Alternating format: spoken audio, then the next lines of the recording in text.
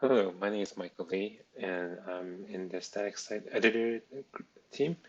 And today I'm going to do a walkthrough of the publishing flow prototype. So let's get into it. So we're going to start off on the handbook page here at the static site editor page. And I want to make some edits to this page. I'm going to click on this. We're going to see what the feedback is around this new kind of interaction of showing edit this page web ID and the static site editor under the name of new editor. So I'm going to click on that. Now I'm going to get taken directly into the static site editor in edit mode. So while in edit mode, I'm just going to get the user to click on the contents to simulate edit, and then we're going to see what they notice here. There's some unsaved changes, so what you want to do about it. This prototype works with Command S as a keyboard command or clicking on save itself. So here it says create merge request for saving changes. Okay, your work will be saved into a new merge request. It's using this branch. You can edit the title and description later. Okay, sounds good. I'm going to create this merge request. Cool. So that merge request has been created, and I see it's a work in progress merge request with an update to this title page. So the title of the page itself, and there's 2 of 4 tasks completed. Okay, cool. I made my change, so I'm happy. So let's go ahead and publish this.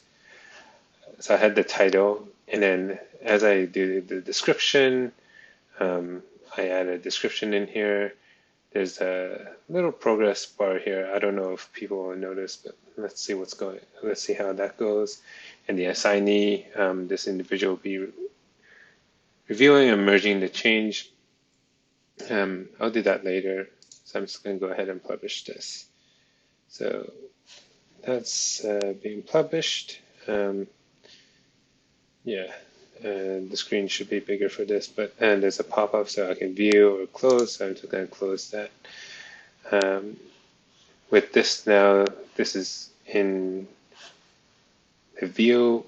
I just published some stuff, and from here I can click on this to jump into the merge request page, so I can see that. Oh, okay, cool, that's there. So let me go back, and then that's essentially the straight edit flow. If I exit this, back to the handbook, and let's say I wanted to make another change to this page. If I click on this, edit, make a change, this time I'm going to press Command S, this thing pops up. It's prompting me to create another merge request for saving changes, but I want to use an existing merge request, so I'm going to click on that. This is just dummy data right now. It's all the same thing. I'm just going to select that merge request and say use that one, and then I'm in this merge request update UX maturity. And like before, it's this one here, 3 of 4 completed, that's cool. And then I can go ahead and make some edits, save that, and then the screen size should be bigger, but there's a little toast that pops up there. So in a whole nutshell, that's the publishing flow for the static site editor. There's a lot of things to unpack and test here, and out of the solution validation, we can refine some of these aspects of the prototype. So I'm just going to jump into one area here. So one of the discussions that was talking about was whether we force the merge request at the start of entering the static site editor. After much discussion from the engineering manager, Jean, and the product manager, Eric, they're saying, no, I don't think that's a good idea.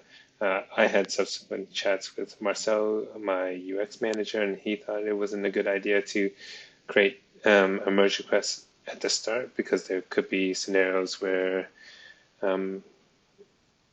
it's not good because you're taking away control from the users by creating things that they didn't really want.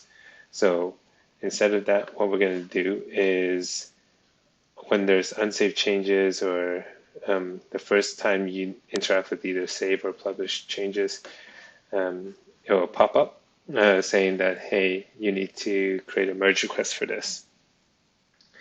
One question here is how might we handle the scenario of committing directly to master? And perhaps we can postpone this to a future consideration. But this kind of paradigm makes sense also in the scenario if I don't have permission to merge directly to the repository. So the scenario here is like I'm outside the organization or something like that. And in those scenarios, I need to fork the repository before making changes. So using the same kind of interaction, we can stick in different modals. So in this scenario, if I click save, a modal will pop up saying you're not authorized to make any changes directly to the repositories. Please create a fork of the repository to save changes. And then you can create a fork from here. And it's just an additional check that we'll have in the flow, but it keeps the user interface kind of consistent. All right.